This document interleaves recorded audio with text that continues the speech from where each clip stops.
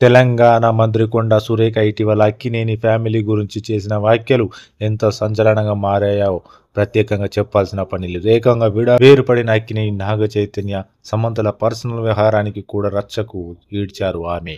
గతంలో టీఆర్ఎస్ ప్రభుత్వం హయాంలో నాగార్జున ఎన్ కన్వెన్షన్ హాల్ను కూల్చుతామని ఐటీ మినిస్టర్ కేటీఆర్ అన్నారని, ఇక ఇలా ఎన్ కన్వెన్షన్ హాల్ కూల్చవద్దు అంటే కోడలు సమంతను తన దగ్గరకు పంపించాలని డిమాండ్ చేశాడని, ఇదే విషయంపై నాగ చైతన్య, నాగార్జున సమంతను ఒత్తిడి చేశారు. కానీ సమంత ఒప్పుకోకపోవడంతో చివరికి విడాకులు ఇచ్చారు అంటూ కొండా సురేఖ సంచలన వ్యాఖ్యలు చేశారు.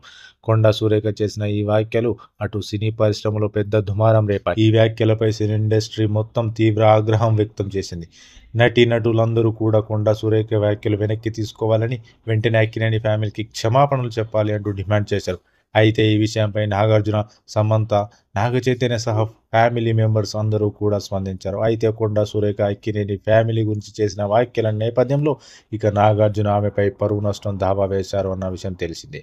తమ కుటుంబ గౌరవాన్ని, ప్రతిష్టతను దెబ్బతీసే విధంగా మంత్రి కొండా సురేఖ తీవ్ర వ్యాఖ్యలు చేశారు అంటూ నాంపల్లి కోర్టులో పిటిషన్ దాఖలు చేశారు నాగార్జున.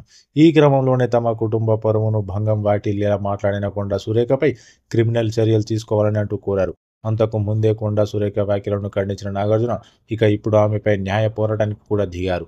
రాజకీయాల కోసం కొందరు వ్యక్తిగత జీవితాలను టార్గెట్ చేసుకోవడం సరికాదు అంటూ నాగార్జున అభిప్రాయం వ్యక్తం చేశారు. ఇలా పరువు నష్టం దావా వేసిన నాగార్జున కొండా సురేఖపై క్రిమినల్ చర్యలు తీసుకోవాలంటూ డిమాండ్ చేయడం గమనార్హం.